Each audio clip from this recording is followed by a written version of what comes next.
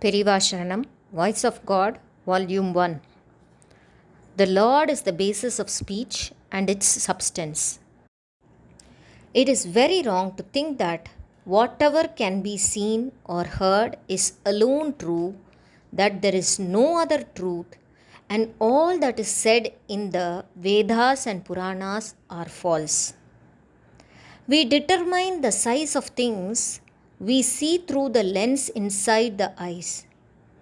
If the size of the lens differs, the size of what we can see will also vary accordingly. There will be light waves that are beyond the capacity of lens to perceive. There could also be sound which cannot come within the capacity of the eardrum. How can we say that there is nothing in the universe other than what we can see and hear?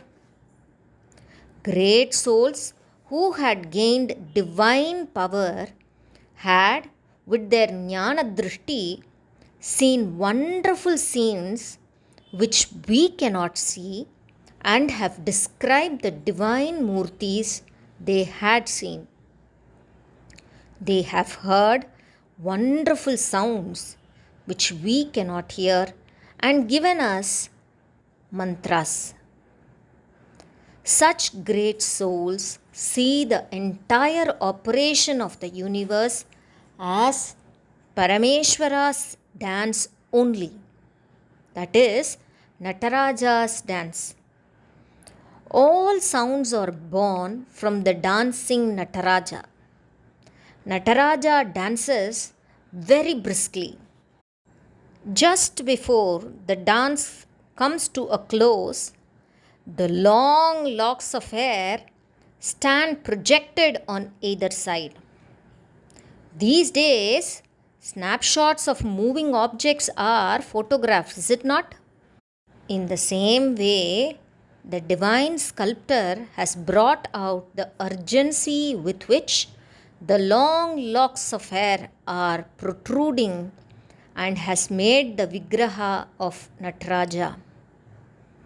This is the form of Nataraja we see with our eyes.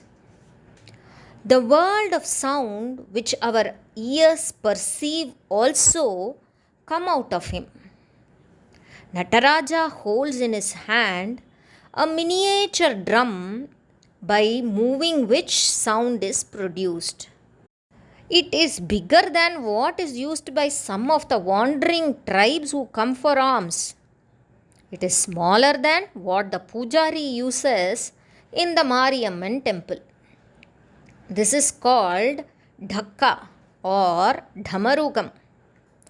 Just as the locks of hair stood out at the end of the different types of dance, the dhakka, after producing sounds according to the tala, that is rhythmic beats, made a peculiar sound. Just as Vishwakarma made an idol out of the physical appearance, Nandikeshwara absorbed the final sound of the dhakka and named it Maheshwara Sutram. In that sound, 14 groups were there. They started with A, E, N and end in Hal. Panini adopted these sounds as basic to grammar and wrote the book Ashtadhyayi. Vedas are 4 in number. Their angas are 6, namely Mimamsa, Nyaya, Purana, Dharmashastras are 4. Together, all these make 14 which are basic literature for the Sanatana Matham religion. These are called the Chaturdasha Vidyasthanam. To suit these, it was from the Dhamaruka of Nataraja, who is the presiding Lord of Lords, 14 groups of sounds emanated. I had said that these start with A and end with Hal. Because of this, Hull, according to rules of grammar, indicate all the alphabets. What is to be emphasized here is this hull is to be found in all languages. In Urdu, Alif is the first letter. In Greek, the first letter is Alpha.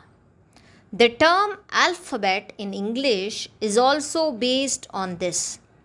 Thus, all languages and all sounds were born from the Lord. Yajnanarayana Dikshadhar has made a clever sloka about these.